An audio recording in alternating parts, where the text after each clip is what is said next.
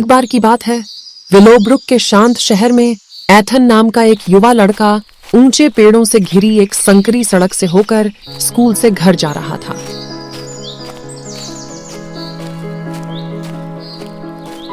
डूबते सूरज की सुनहरी किरणें फुटपाथ पर लंबी छाया डालती हैं, जिससे एक शांत वातावरण बनता है। एथन को क्या पता था कि उसकी शांतिपूर्ण सैर जल्द ही खतरनाक मोड़ ले लेगी।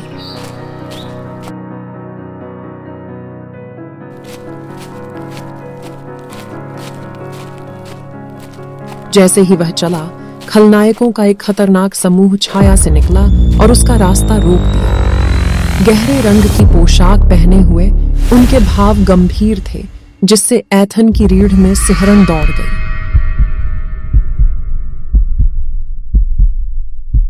गिरोह का नेता रूक नाम का एक लंबा और प्रभावशाली व्यक्ति आगे बढ़ा। अच्छा, तो हमारे पास यहां क्या है? रूक ने व्यंग्य किया। एक छोटा सा खोया हुआ मेमना हमारे क्षेत्र में भटक रहा है। डर ने एथन को जकड़ लिया। भागने का रास्ता तलाशते हुए उसका दिल जोरों से धड़कने लगा।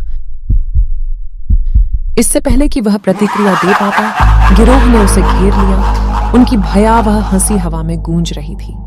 जैसे ही एथन के लिए हालात गंभीर लग रहे थे, अचानक हवा का एक झोंका आशा की हवा लेकर पेड़ों के बीच से बह गया।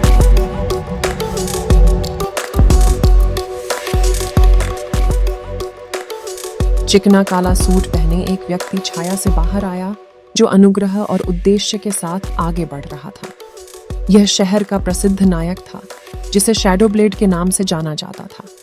नायक के निकट आते ही खलनायकों की हंसी बेचैनी की बड़बड़ाहट में बदल गई। आत्मविश्वास से भरे कदमों के साथ शैडो ब्लेड ने रूक और गिरोह का सामना किया।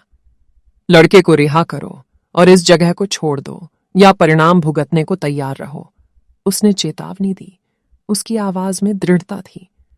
रूक की बहादुरी एक पल के लिए लड़खड़ा गई, लेकिन वह जल्दी ही संभल गया।